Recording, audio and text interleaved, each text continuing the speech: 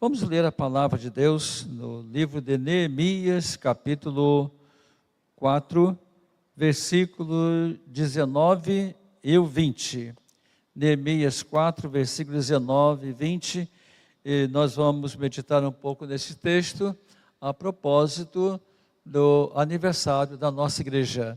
Convido os irmãos a se colocarem de pé para a leitura destes dois versículos. O irmão em casa também pode abrir a sua Bíblia e ler conosco. Parece que esqueci de falar do irmão Sebastião. O irmão Sebastião tem passado uma luta muito grande com hemodiálise. Peço aos irmãos que orem pelo irmão Sebastião. Neemias 4, versículos 19 e 20. Vamos ler então.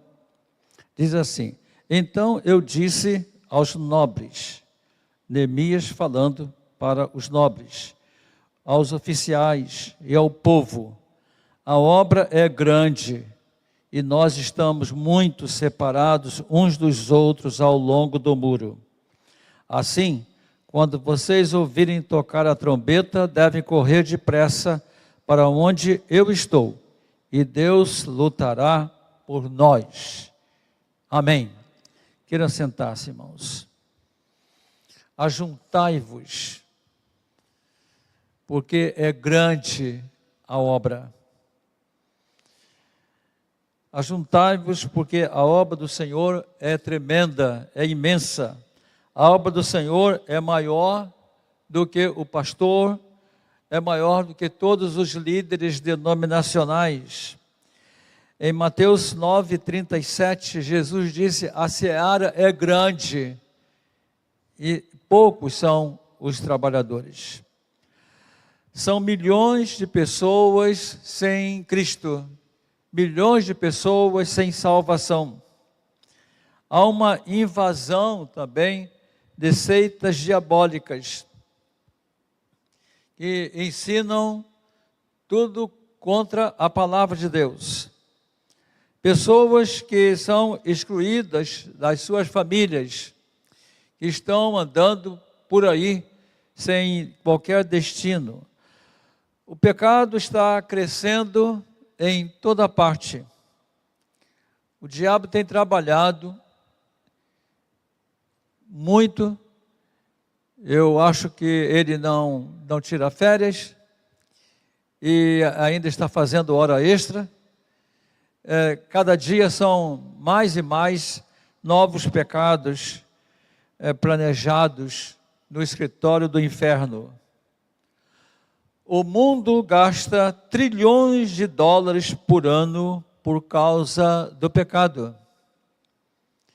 Trilhões por ano por causa do pecado. São tantas coisas que você tem que fazer para evitar problemas. Seguro contra carro, seguro da casa, levanta o muro, bota cerca elétrica, bota navalha e bota câmeras fora de casa e dentro de casa. Quanto dinheiro se gasta por causa do pecado?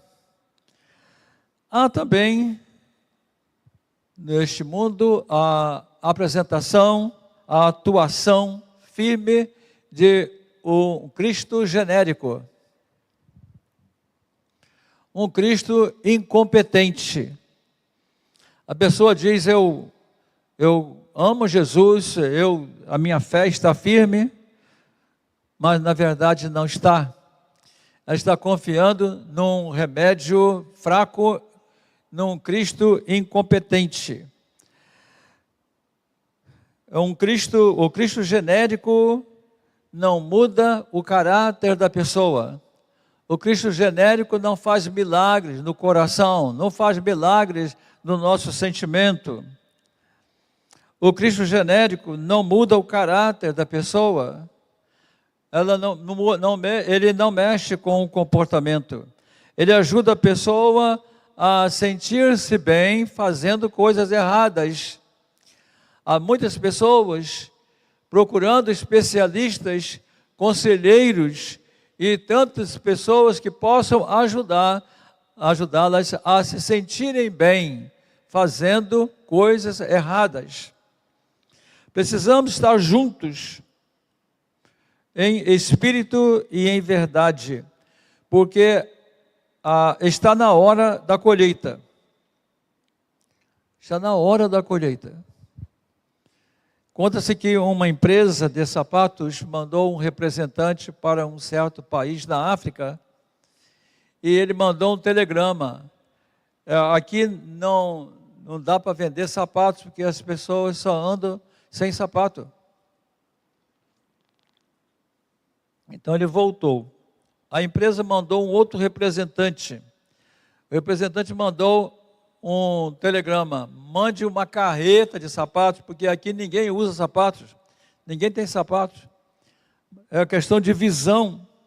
João 4,35 diz: os campos estão brancos para a colheita. Ou seja, está na hora da colheita. E Jesus disse isso a seus discípulos depois que ele ganhou a mulher samaritana. Os judeus não se comunicavam com os samaritanos, não queriam nem a salvação dos samaritanos. E Jesus, com uma visão divina, disse: os campos estão brancos para a colheita. Os discípulos de Jesus não sabiam que os campos estão brancos para a colheita. O Evangelho está dando frutos em várias partes do mundo. E há muita gente se salvando. Deus tem feito milagres. Continua sendo o mesmo. Nosso Deus é o mesmo.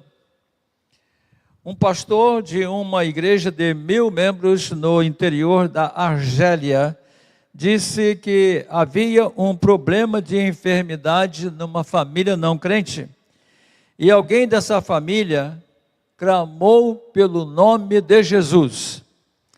E Jesus apareceu a todos ali, curou o doente e deu o nome e endereço do pastor e que o procurasse para serem batizados.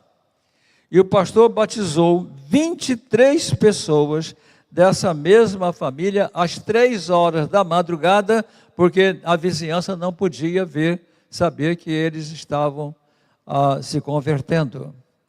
Jesus Cristo conta com a cooperação de todos no trabalho que Ele está fazendo no mundo.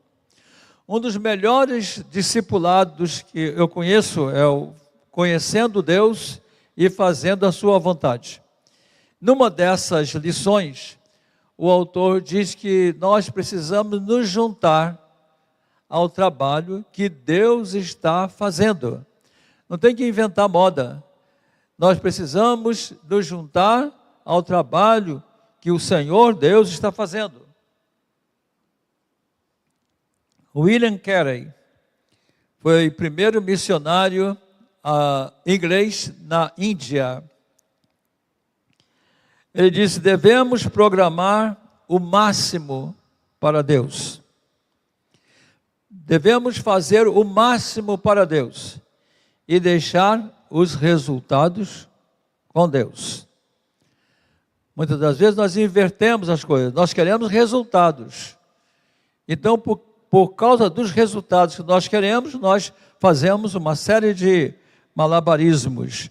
Devemos fazer o melhor para Deus, planejar o melhor, o resultado fica com Deus. Precisamos estar juntos, porque os trabalhadores são poucos. Sempre são poucos. Os trabalhadores sempre são poucos. Ainda bem jovem, eu me tornei membro de uma igreja, saí de uma igreja de 100 membros, fui para uma igreja de 1000 membros. Eu pensei: aqui tem muita gente, né? Não vou fazer nada aqui. Engano. Tinha 1000 membros, mas nem todos estavam a fim de trabalhar para o Senhor. Sempre somos poucos, mas se estivermos unidos e juntos no mesmo propósito, conseguiremos grandes coisas. Vamos trabalhar muito para o Senhor nosso Deus. Precisamos estar juntos, porque os trabalhadores são poucos. Então, os poucos devem estar muito unidos no trabalho do Senhor. Precisamos estar juntos, porque estamos longe uns dos outros. Estamos longe uns dos outros. Lá no Rio, nem todos os membros de uma igreja moram no mesmo bairro. Por exemplo, em Madureira, certa ocasião eu fiz uma pesquisa, uma igreja de 1.000 membros, somente 10% morava em Madureira. 90% dos membros moravam longe. Isso não acontece aqui em Itaguaí. A gente vai à padaria comprar pães e encontra com 20 pessoas crentes. Nós estamos longe, às vezes, no propósito. Muitas vezes nem tomamos conhecimento da obra do nosso Deus, daquilo que Ele está fazendo no Brasil, na África e em muitos lugares do mundo. Estamos trabalhando sozinhos.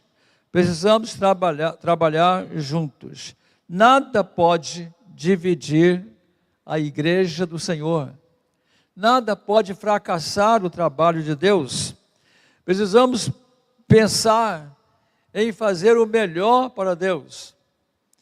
Nunca podemos estar desanimados. Não tem cooperação disso, não tem cooperação daquilo, nada disso. Precisamos estar sempre animados para o trabalho. Em Filipenses 2, versículo 5, diz: que haja em vós o mesmo sentimento, a mesma mente, o mesmo desejo de ser humilde, que houve em Cristo Jesus. Que coisa bonita, não é? Que haja em vós a mesma mente. Aliás, a tradução em inglês é a mente mesmo. Que haja em vós a mesma mente. Baseado nesse versículo, fizeram um outro discipulado chamado a mente de Cristo. Desejo de ser humilde, como Jesus foi. Jesus foi um homem humilde. O livro A Varonilidade do Mestre, escrito no início do século passado, o autor fala isso, sobre a humildade de Jesus. Por exemplo, Jesus nunca se aborrecia quando alguém fazia alguma coisa contra ele. Nunca. Nem com Judas. Ele sabia que Judas estava chegando com vários homens para prendê-lo. Ele virou-se para ele e disse: amigo, a que vieste? Jesus nunca se aborreceu com ninguém por causa de problemas pessoais. Jesus foi um homem alegre. Jesus foi uma pessoa feliz, o nosso mestre. Todas as organizações, tudo que os líderes planejam, devem ter a mesma finalidade: alcançar as pessoas que ainda não conhecem Jesus. Rick Warren, lá da Califórnia, diz que você que é crente precisa tentar adivinhar o que se passa na cabeça, no coração da pessoa que ainda não tem certeza da vida eterna. Longe uns dos outros, não podemos amar os irmãos, não podemos ganhar almas para o Senhor Jesus. Em João capítulo 1, versículo 14, diz: o verbo se fez carne e habitou entre nós. Eugene Peterson, na Bíblia A Mensagem, traduz assim: o verbo se fez carne e veio morar na nossa vizinhança. Jesus se fez homem e veio morar na nossa vizinhança, ou seja, veio morar pertinho da gente.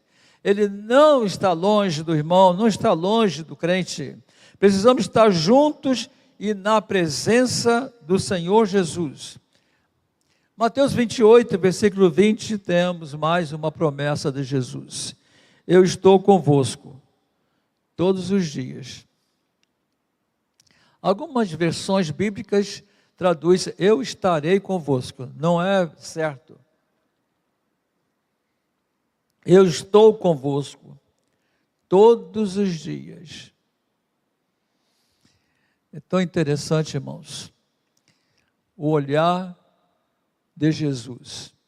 Em Apocalipse diz que é como chamas de fogo. Jesus estava no monte orando. Os discípulos estavam navegando para o outro lado do mar. 3 horas da madrugada, aproximadamente, na quarta vigília da noite, diz o texto bíblico, Jesus viu que os discípulos estavam em dificuldade, o mar estava violento. Jesus foi lá e acalmou a tempestade. De noite, de madrugada, tudo escuro, chegou Jesus. Nada impede a presença de Jesus na sua vida. Nada impede a presença de Jesus na nossa vida, principalmente quando estamos com o propósito de ajudar alguém a conhecer Jesus como Salvador. Ajuntai-vos em oração. Atos 4, versículo 24, diz que a igreja orava unanimemente. Ou seja, todo mundo orava. Não tinha ninguém vendo o celular na reunião de oração na igreja primitiva. Não tinha ninguém conversando. Não tinha ninguém se distraindo, olhando para o colega do lado.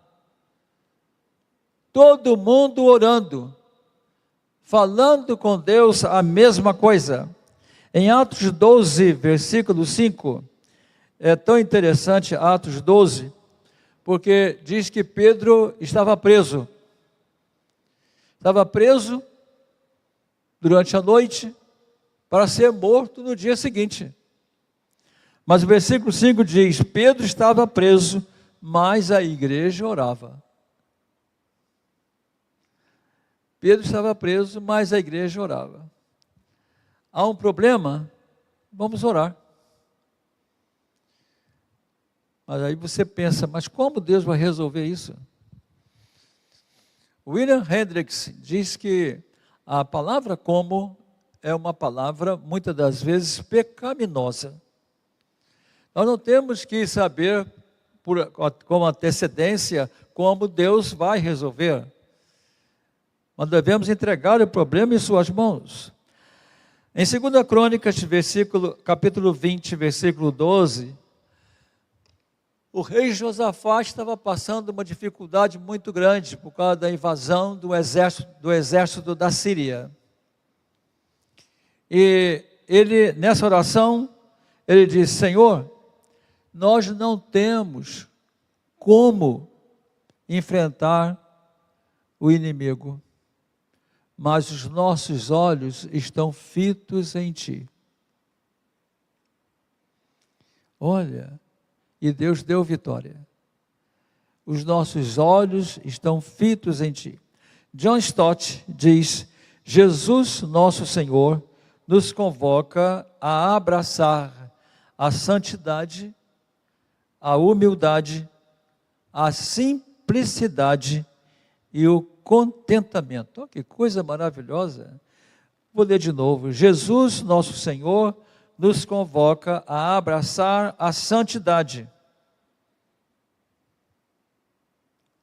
Santidade, é isso mesmo.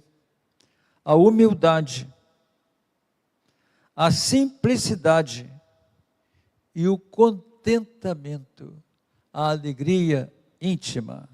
Precisamos estar juntos em santidade, humildade, simplicidade e contentamento. Não somente agora, nas vésperas do aniversário da nossa igreja, mas sempre, com essa alegria toda, para levarmos a mensagem do Evangelho àqueles que ainda não conhecem Jesus, àqueles que ainda não tiveram um encontro com Jesus. Eu conheço tantas pessoas que me fazem ficar admirado. Por quê? O que acontece? Que cegueira é essa que essa pessoa não aceita Cristo? Que dificuldade tremenda! Há uma barreira quase que intransponível para a pessoa aceitar a Cristo. Precisamos orar por essas pessoas. Nós estamos, dia 10, estaremos aqui para o grande culto de aniversário da nossa igreja e aceitamos sugestões para essa grande festa. Muitas coisas estão sendo programadas, algumas já foram feitas, outras ainda serão feitas, visando aqueles dias de grande festa na nossa igreja. Se estamos juntos, estaremos então mais juntos naqueles dias, quando estaremos comemorando o aniversário da nossa amada igreja. Que Deus nos abençoe, irmãos.